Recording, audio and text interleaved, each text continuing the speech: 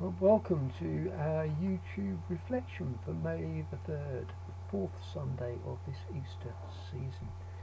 And I've been thinking about doors this week. No, Bill, not the three doors, but there is a connection because that pub, like all the others, is closed. And many of us are sitting behind closed doors.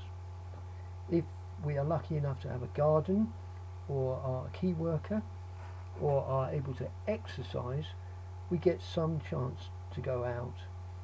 But for many, the door of our house or our flat might be like a prison door.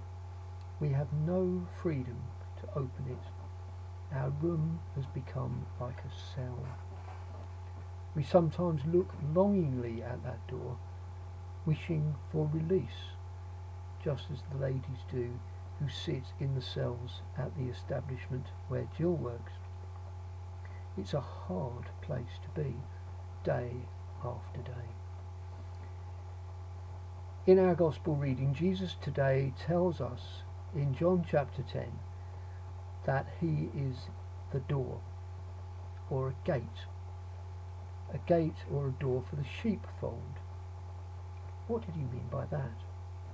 And I think there are two ideas that go together here. First of all, in verses 2 and 7 of John chapter 10, there is the thought that Jesus is a bit like a guard. He stops thieves and robbers getting into the fold to attack the sheep, but he lets the shepherd in. Last summer, Piers and Susan Carter took me to Lord's Cricket Ground. I've been there before several times to watch some really good matches, but this was a really special visit because Piers is a member of the MCC and he took me into the pavilion where I'd never been before. He had to show his membership card to two stewards on the door and then he had to sign me in. In the past I'd walked past those stewards at the door and felt rather jealous of those allowed into that inner sanctum of what's called the home of cricket. This time, for the first time, I could walk in and the door was opened for me. Jesus is the steward, the guard, the bouncer even, to the sheepfold, and only lets the shepherd in.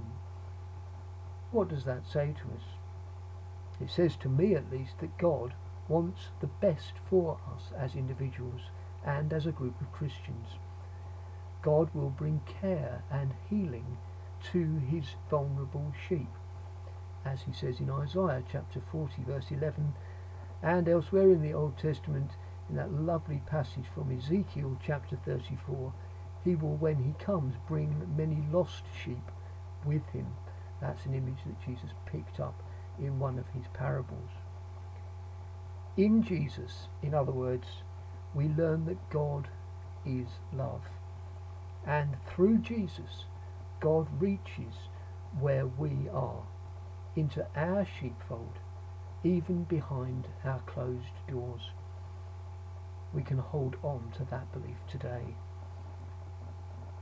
And the second thought from verse 9 of John chapter 10 begins, I think, with a question. You've probably heard it before. When is a door not a door? The answer in this case is when it is a shepherd. In this verse, Jesus says, I am the door, or the gate.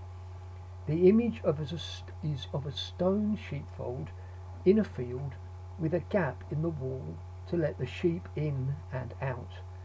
And the shepherd sleeps across that gap so that no one can get in and that no sheep can escape.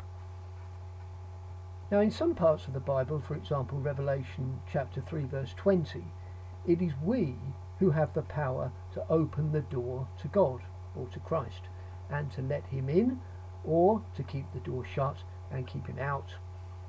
That's always a warning for us. But here the picture is reversed.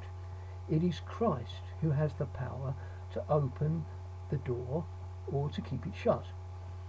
He can keep us in at some times and at others he can let us out to go and find pasture. Right now we are being kept in.